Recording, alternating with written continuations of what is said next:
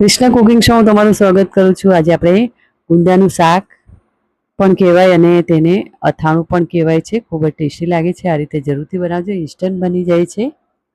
તો અહીંયા ગુંદા લગભગ 10 થી 12 મેં લીધા છે।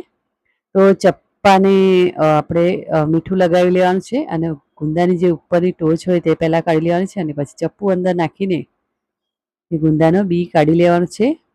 આ રીતે ઉપરની ટોચ કાઢીને પછી તેની અંદર ચપ્પુ નાખીને બીજ કાઢી લેવાનું છે। મીઠાવાળું કરવાનું છે ચપ્પુ, તમારા બીજ જલ્દી નીકળી જશે।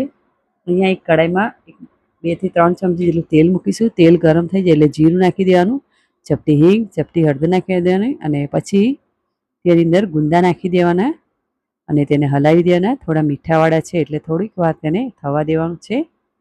તો 2 મિનિટ માટે તેને ઢાંકીને રાખીશું। થોડા પોચા થઈ જાય પછી આપણે તેની અંદર મસાલા કરીશું।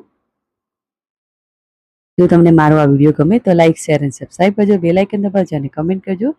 તો અહીંયા સરસ મજાના ગુંદા ચડી ગયા છે।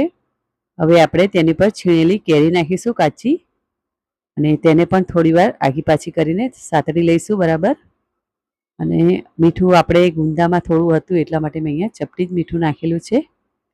બરાબર મિક્સ કરી લેવાનું। પછી અહીંયા જે મેથીનો મસાલો આવે તે લગભગ 2 ચમચી જેટલો મેં નાખ્યો છે અને તેને મિક્સ કરીને હલાવી લેવાનું છે। ખૂબ જ ટેસ્ટી બન્યું હતું। તમે આને લગભગ અઠવાડિયા માટે સ્ટોર કરી શકો છો। મેં અહીંયા માપનું જ બનાવ્યું છે, તે તરત જ વપરાઈ ગયું છે અને થોડા લીલા ધાણા નાખીને તેને હલાવી લેવાનું છે। સરસ મજાનું આપણું ગુંદાનું શાક કે અથાણું તૈયાર છે। ખૂબ જ ટેસ્ટી એવું બન્યું હતું। તમે પણ જરૂરથી